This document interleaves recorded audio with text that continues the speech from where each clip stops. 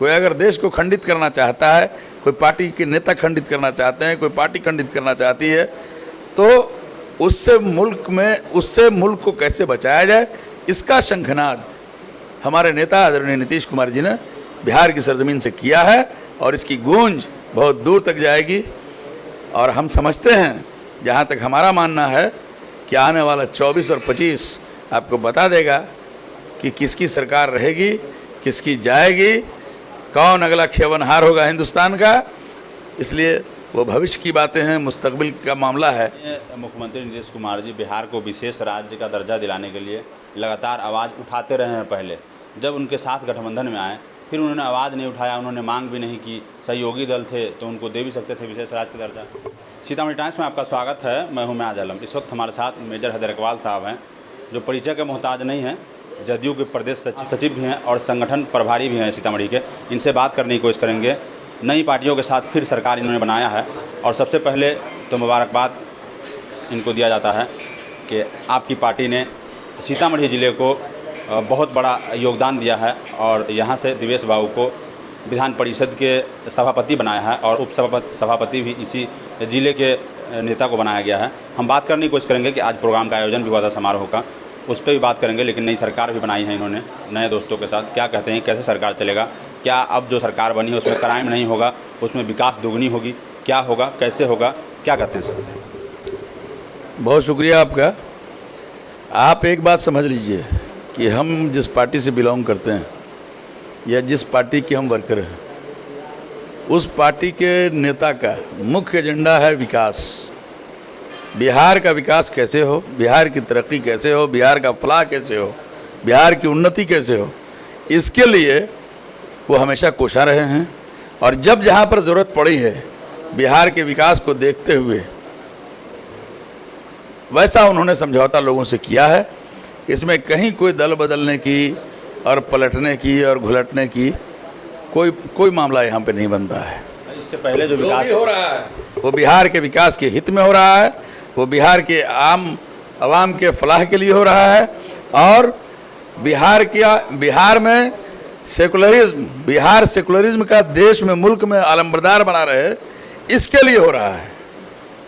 कोई अगर देश को खंडित करना चाहता है, कोई पार्टी के नेता खंडित करना चाहते हैं, कोई पार्टी खंडित करना चाहती है, तो उससे मुल्क को कैसे बचाया जाए, इसका शंखनाद हमारे नेता आदरणीय नीतीश कुमार जी ने बिहार की सरजमीन से किया है और इसकी गूंज बहुत दूर तक जाएगी। और हम समझते हैं, जहाँ तक हमारा मानना है, कि आने वाला 24 और 25 आपको बता देगा कि किसकी सरकार रहेगी, किसकी जाएगी, कौन अगला खेवनहार होगा हिंदुस्तान का। इसलिए वो भविष्य की बातें हैं, मुस्तकबिल का मामला है, उसको अभी रहने दीजिए। इससे पहले जो विकास हुआ, सरकार जिसके साथ आप चला रहे थे, क्या विकास करने में दिक्कत आ रही थी? आपके एजेंडा फॉलो नहीं हो पा रहा था, या फिर किन चीज़ों का दिक्कत का सामना करना पड़ रहा था कि आपको एक छोटी सी मिसाल मैं दे रहा हूँ। भारत के माननीय प्रधानमंत्री नरेंद्र भाई मोदी की उपस्थिति में पटना विश्वविद्यालय के कार्यक्रम में, शताब्दी समारोह में, खुल करके हमारे नेता आदरणीय नीतीश कुमार जी ने मांग रखी थी कि इसको केंद्रीय विश्वविद्यालय का दर्जा दिया जाए। अनसुनी हो गई, न कारखाने में तूती की आवाज़ बनकर रह गई।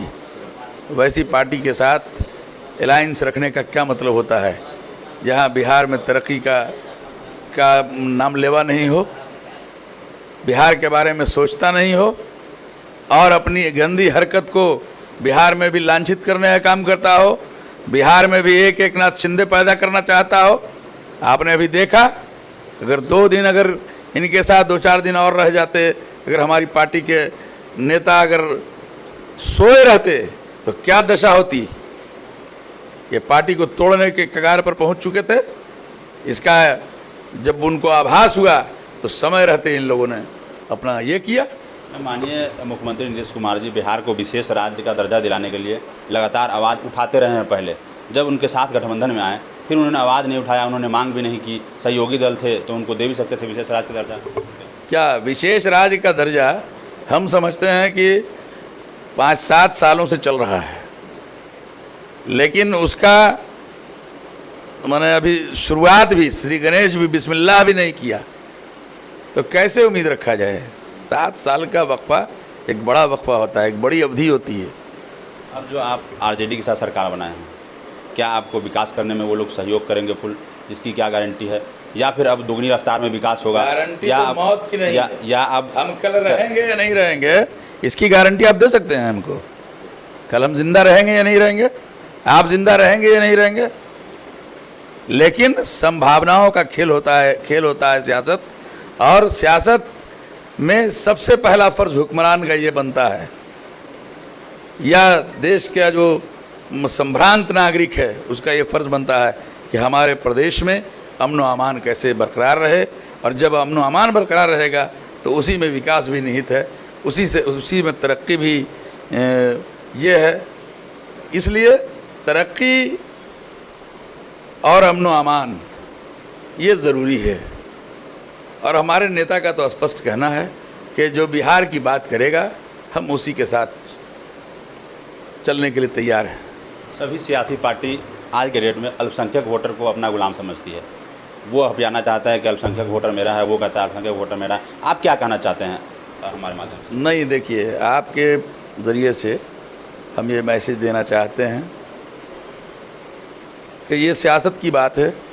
सियासी लोग अपने अपने ढंग से देखिए, जमहूरी निज़ाम है ये। आपके यहाँ 10 कैंडिडेट इलेक्शन में आते हैं, आपसे हाथ जोड़ते हैं, आपसे विनती करते हैं, आपसे गुजारिश करते हैं कि हमको वोट दीजिए, लेकिन फ़ैसला आपको लेना होता है। लेकिन हमारे माशरे में, जिस माशरे से हम बिलोंग करते हैं, हमको कहने में ज़रा झिझक नहीं है कि आप मुत्तहिद नहीं हैं। आप डिफरेंट मसलक और फ़िरक़े और इसमें बटे हुए हैं, आप अगला और पिछड़ा में बटे हुए हैं। जब तक ये कमी को दूर नहीं कीजिएगा और साथ साथ आप अपने बुनियादी जो वजूहात हैं पिछड़ेपन का, उस पर गौर व फिक्र नहीं कीजिएगा, अपने सियासी और समाजी और तालीमी अपने कौम के अंदर, अपने माशरे के अंदर अगर आप नहीं लाइएगा, जब तक बेदारी नहीं आएगी तब तक कुछ नहीं होने वाला है। और इसीलिए आप हमेशा जज्बाती नारों में उलझ जाते हैं। इनकलाब जिंदाबाद का नारा लगता है, आप लगाने के लिए तैयार हो जाते हैं। फ़लाँ ख़तरे में है, फ़लाँ फ़ायदे में है, फ़लाँ नुकसान में है, आप जज्बात के रौ में बह करके उसके साथ चल निकलते हैं। आप अपने ज़हनियत को वसी कीजिए, ज़हन को खोलिए और मुत्तहिद होइए।